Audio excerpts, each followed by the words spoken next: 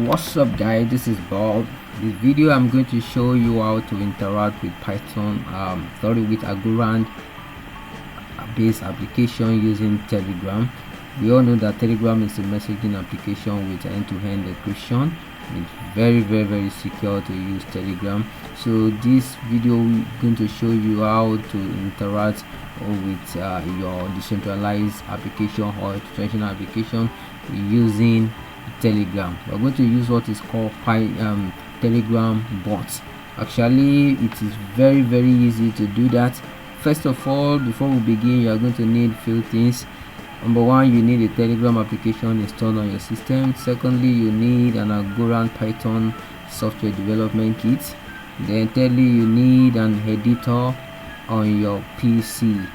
Actually, here I am using a Visual Studio Code. I have Visual Studio Code installed here. So I also number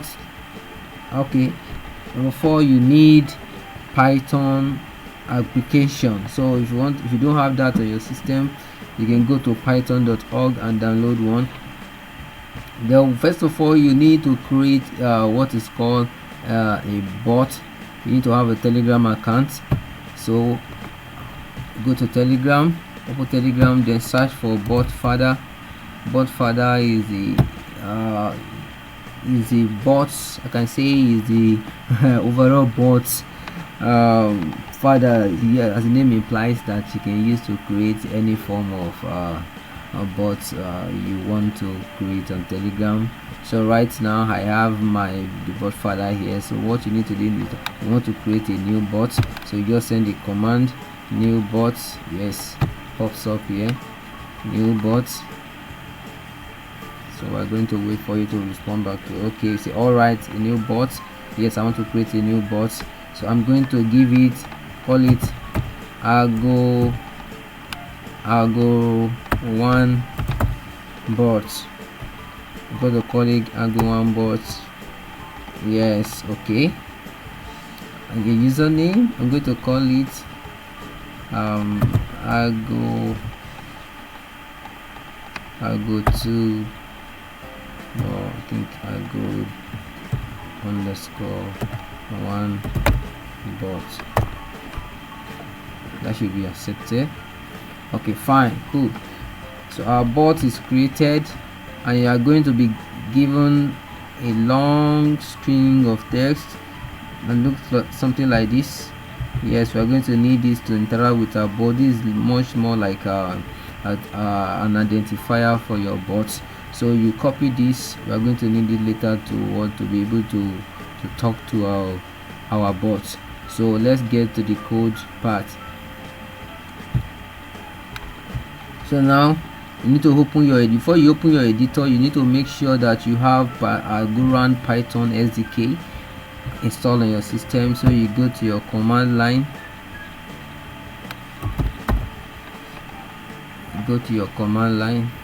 sorry, my PC is a bit slow. Yes, our command line is up. Okay, so we are going to type pip install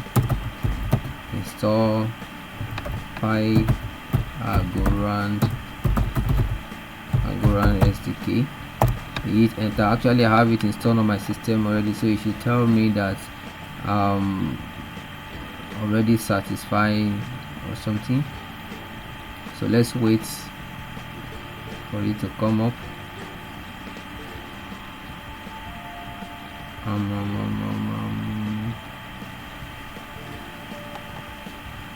Okay, all right. So now it tells me requirement already satisfied. I have it installed on my system. So if you don't have it installed on your system, you should see it downloading the SDK on your system. So now let's get back to. So also you need to open your editor.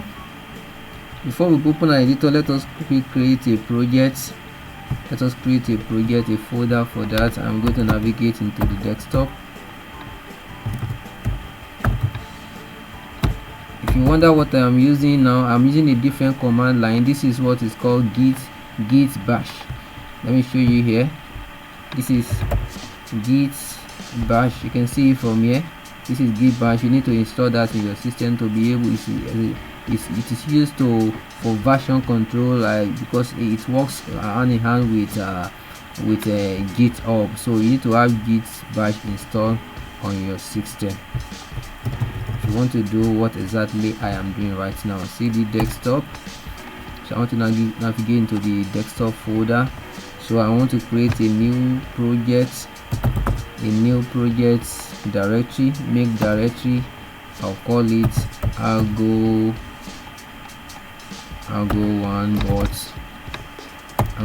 bot. Okay, that is created. So let me navigate into that folder.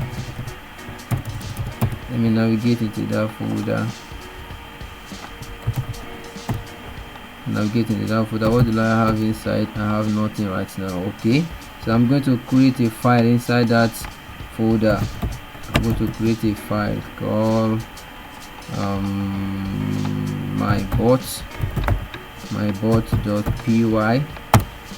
It's a Python file. Okay, all right, if you check now, we have it already in there, mybot.py. you can see from here, you can see it here. Okay, so what else do we need? Okay, now let's quickly open it in our editor. I'm going to open it in my editor now. We go to purpose Visual Studio Code. Let's wait for it to come up.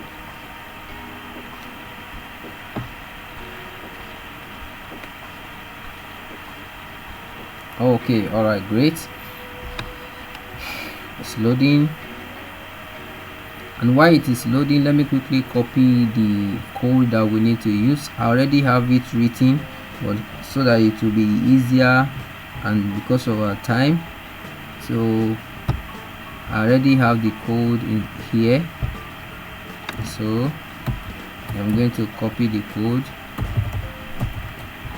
So I will explain to you how the code works. So here I'm going to paste it in my .py file. Okay, all right. Okay, all right. So you can see from here now.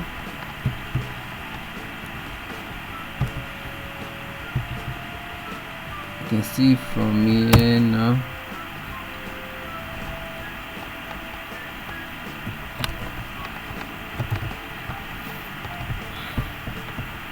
Okay, first of all, we need to import a few modules that we will need.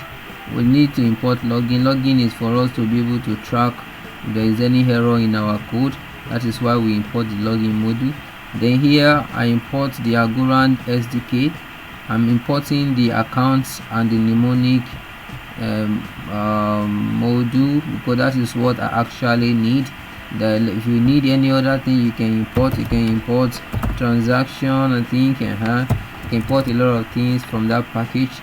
So now sorry, I'm not going to need this one here. I'm going to comment out this one here. So from Telegram we import the reply keyboard. This is what the reply keyboard does for you. You can check and read about it. We are going to need the inline keyboard button, the inline keyboard markup,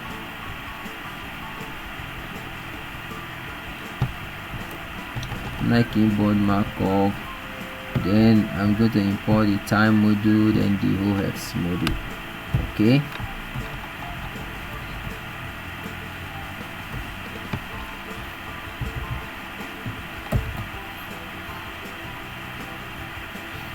so now from here, from telegram.x,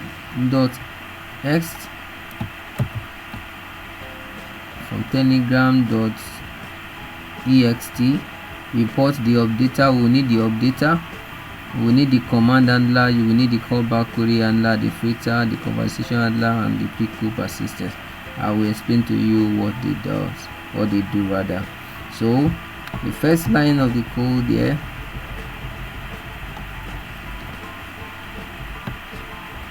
here, we want this bot to be able to do few things for us. So here I define what the bots will be able to respond to.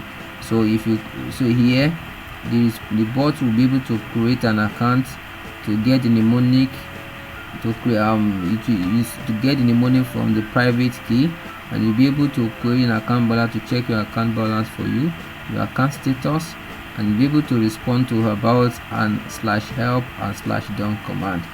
So here I use the markup. The markup is what is to be able to map this one to your keyboard. It will display this on the keyboard, so that when you be able to click on this, when you click on it, this one will be like a button. So when you click on it, it will be able to the Telegram will be able to receive it, and you'll be able to understand what you have actually clicked on. That is why we are using the reply keyboard markup here. So it's taking in two parameters, taking into argument rather. So the reply keyboard argument, which is here, that we have defined it using a list. Then we are using the one-time keyboard, setting it to true. So actually the default for this is false, so you can set it to true. So now the first we need to do is to create a few functions. Actually we are going to be working with functions a lot. So we define a start function. So this start function, for every function you are creating, they must take in two parameters. So the first parameter should be update, and the second should be context, because this is what Telegram require for your function to work properly. So in the second line, inside the start function, I create a user, and that user I'm using update.message from _user. This to be able to get the current user that is interacting with these bots. So I am actually trying to get the username of this person, the first name of the user interacting with this bot. So that is why here you can see I stripped off the first name here. Then here the reply, set it to okay, this is what is going to reply when you call this start function. This is what it will reply. So update.message.reply _ test actually send message back to the user. This user is a function that send message back to the user. You can see from here it takes in the reply argument, and the reply _ markup, we set it to markup. Why am I setting it here is because as soon as the user send the command start, immediately this keyboard I define here, which is the markup that I mapped to the keyboard, it will pop up here as soon as the user send the start command, then it comes up here. Then here I see context.userdata.clear.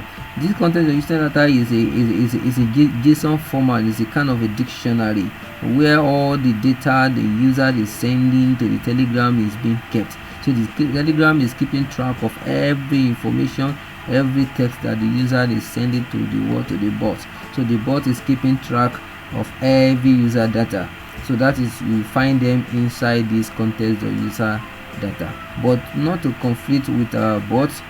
I do, because anytime a user calls this start, I want it to be clear, so that because I want to use the current information that the user is sending to the bot, so the bot can then print.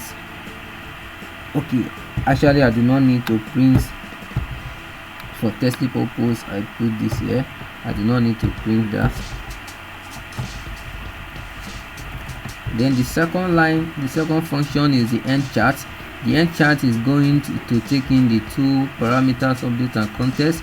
The next, then we update.message.reply, we send the message to the user. As soon as the user calls this command, send this command to the bot, it replies to the user that your current session is terminated. And for it to terminate it, we use the conversation handler. Remember, we import the conversation handler module. So .end means you are ending the chat, you are ending the session for that ending the chat for that session rather.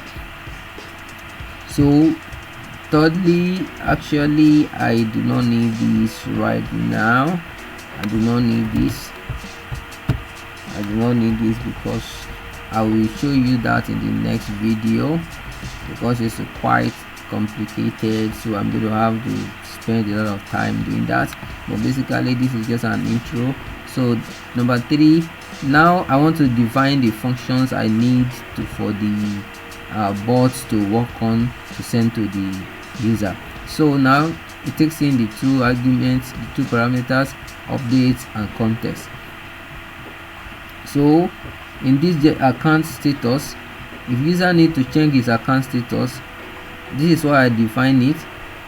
Context.user data. Actually, before you can understand it, the first thing is a user should be able to create an account first. So when you create account first, that is when you can check your account status. Create an account, then update to message dot reply, say text the user that hang on while I get you an account. Then the bot sleep for 2 seconds, then it generates an account. This generate underscore account returns to, you can see from here, it returns to 2 objects, for the user. When you call this function, it returns 2 objects. So the first one is the private key, the second one is the account address. So now the first one is the private key, is stored at SK, and the second one, PK, is the placeholder for the words for the public key. So update the message or reply, tell the user that your address is this in text in here, so you can check that. Then the next thing, you send the message to the user. Then here, context your user data. So now we are storing the secret key, which is the private key. We are storing it as the vault STK to the user data, to the context of user data. So as soon as the bot sends this, it generates this, it stores this to the context.user data, then it stores the private key as well, the public key rather. Then you can see from here, after everything we perform a few check, then here we send a message, account creation. Okay, if the condition is not met, we send the message back to the user. So here we are using a keyboard, inline keyboard button. What this function does is this: as soon as a user creates an account, I want this bot to tell him or her that, okay, look here, fine, you have an account now. So an account has nothing in it, there's no algo, there's no asset in your account. So for you to test this bot, quickly go to bank.testnet.algorand.network. So when the user click to this, actually will display a kind of a button for the user, so user can click on it. Then when you click on it, it will take the user to this address. So that is what this function does. You can look at it, you can see here, then it send the message.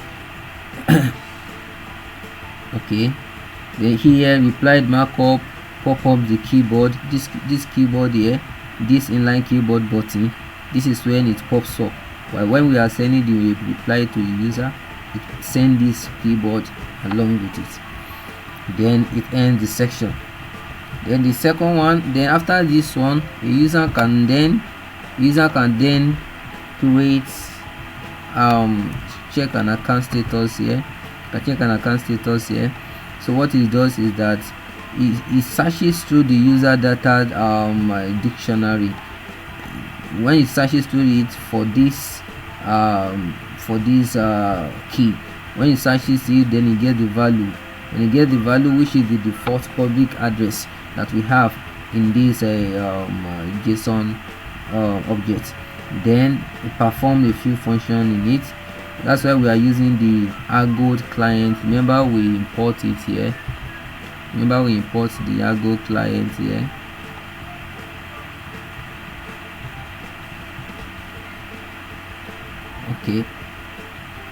Okay, actually here we put the Algorand client. Okay, I forgot to copy let me quickly copy it. Connection.py here. You can see here. copy that. Okay, here, so you come here, you create a new file, a new Python file. Okay, call it connection.py. So I paste this here. So I do not actually need this. So if you see from here, so here we port the from the argo.sdk.v2 client, we port the argo module. Actually we are using the v2 client, different from the v1. So you should default to use the v2 and not the v1 because it has been upgraded recently. So you will need the URL. This URL, to get this, you need to go to purestack.com because I'm using a third-party API. This is what I'm using here. So you go to purestack.com. I will leave the link in the description. So then you get your Argo token from the Purestack. Then you create the Argo URL. You set it to the URL, which is the URL you are querying. Then the Argo hot here is actually the Argo token, the token. Then the headers, if you are using the third-party API, you need to specify this EX API key here, which is mapped to the Argo token. So this EX API key is what is marked to the Argo token. But if you are running a node, it's a little bit different from this. So you can check, you can see more information about that on the Algorand developer website. Then that is what we need to do. So what we need actually here, we need to connect to the testnet. We are using the testnet. Remember, we are using not the mainnet, we are using the testnet. So now in this Argo, we run the function. Then here I do not need this for now. So this is what we need. We need this Argo client to be able to connect to the testnet. So we're back to the bot. So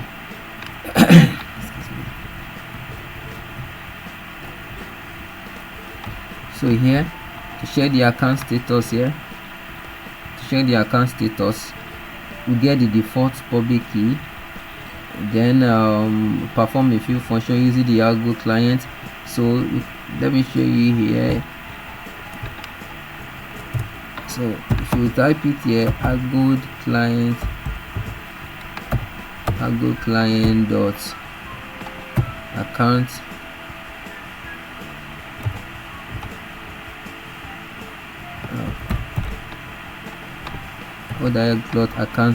account information. So that's the function. So it takes in an argument.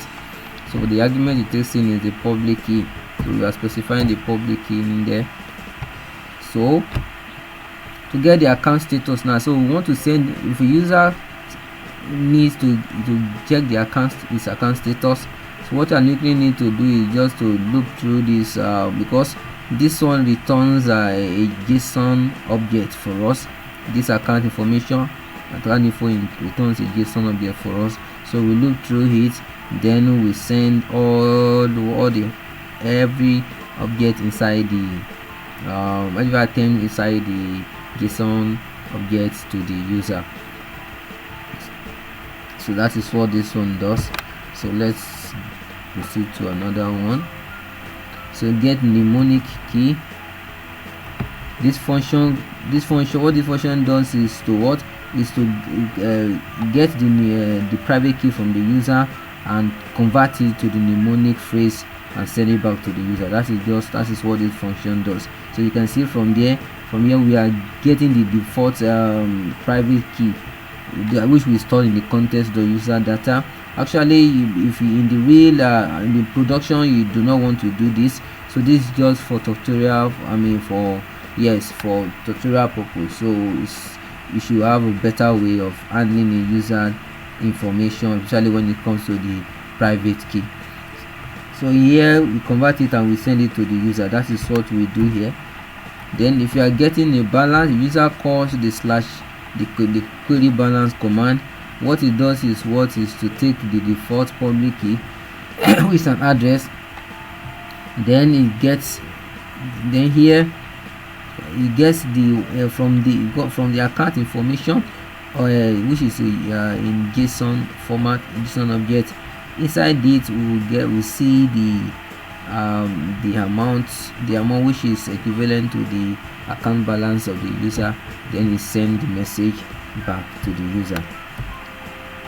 Then here, what's the inquiry function? What it does is just to tell the user where they can find more information about Algorand.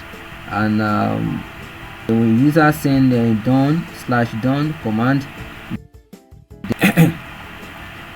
then the conversation ends immediately. So they're now going to the logic of the of the code. Then here we specify the pupil persistent file name to what. Here I'm going to use another bot. I'm going to use another name. You can use your bot name as the file name. This pupil persistent file is to enable your bots to be persistent, to keep track of how your your program is being run. So that is why we specify this here.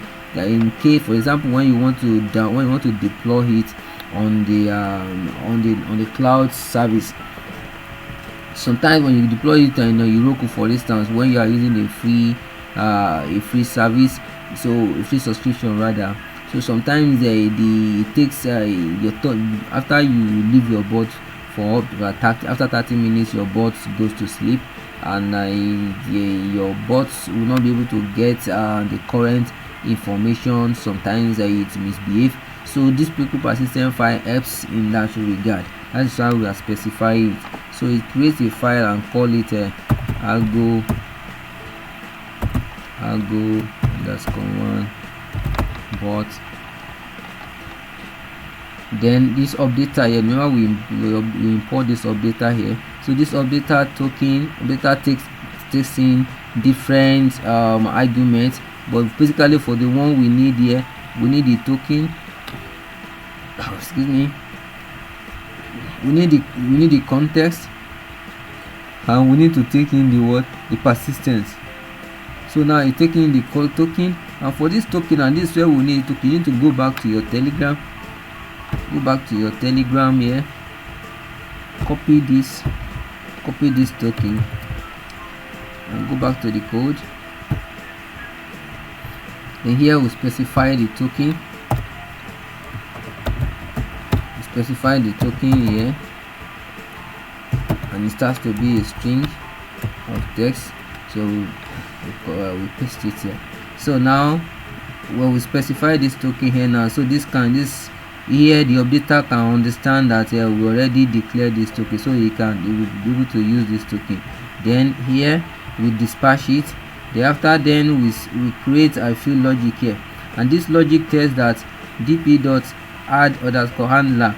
This one is handling every command that is being sent to the Telegram. So what it does is that with this starts now, when anytime the user send /start to the command line, it will run, the next thing it will run this callback function. This callback function is the start function that we declare above. Then the second one, when it sends create account, it runs the create account function, and so on and so forth. So you can see from here, I will leave this code, the full code is available in the GitHub. I will leave the link in the description. So now here we are going to be using the polling service, the polling pattern. So when it's updated does start polling, it starts the bot, and when it starts the bot here, you can see from here. Then here you can see what it does here, blocks until one of the signals are received and stop the updater. So actually what this means that it's continuing to run until, if you are running this in locally in our machine, and it continue to run until we send a stop message to the terminal. Actually, you can either use the Ctrl+C or you just use the stop button if you have that on your editor. Then if underscore name underscore means underscore mean, then you run the main function. I'm sure we pretty understand that. So now let us run our code. Let's see how it works. So you go to Telegram here. So I'm going to minimize this. I'm going to minimize this so that you can see it.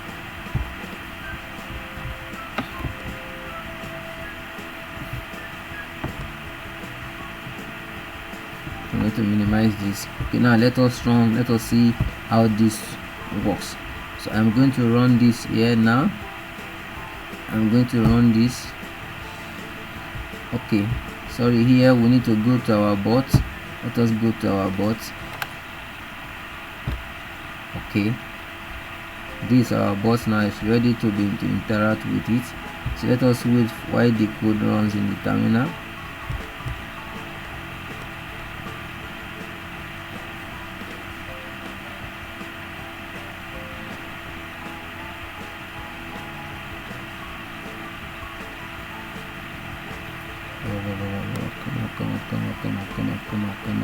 Come on. Okay, our bot is running now. So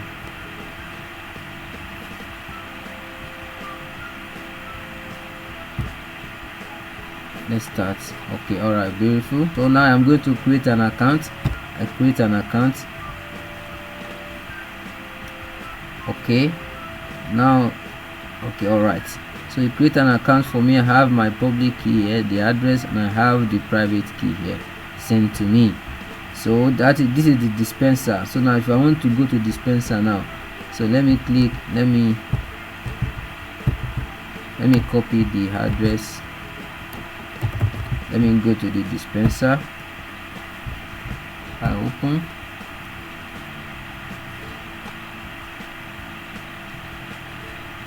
Let's wait while okay, the dispenser is up and running. So you want to check that you have not bought.